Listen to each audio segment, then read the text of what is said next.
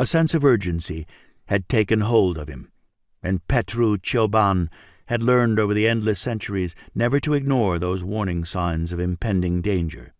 Once again he had awakened early, before the sun had set, leaving him locked in the earth, paralyzed and unable to rise, when every single cell in him demanded he streak toward his destination before it was too late.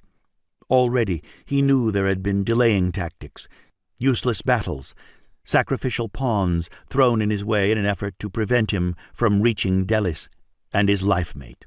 She was the target. He was certain of it now. That certainty had been growing in him from the moment he set out toward Algeria.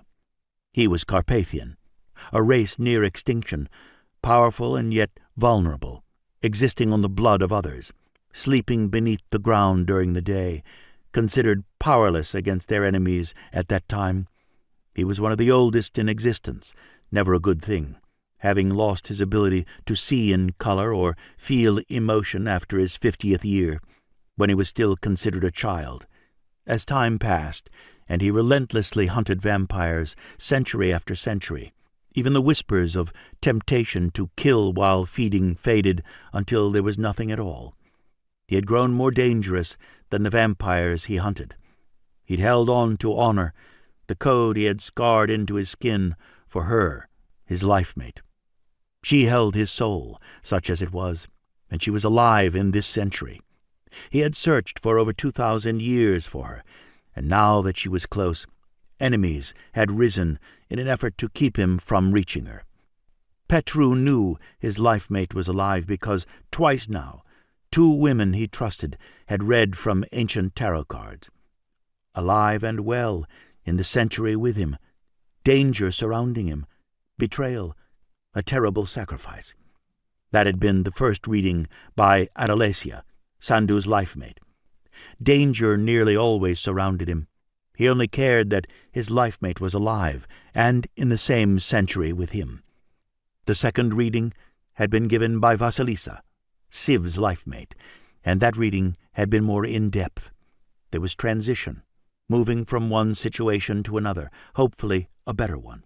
Not surprisingly, she had predicted action and, again, danger. She had also predicted that the love connection with his lifemate would be successful. He wouldn't allow anything less. He'd waited centuries for her.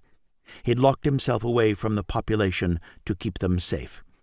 It had been the last part of the reading that had been the most valuable to him.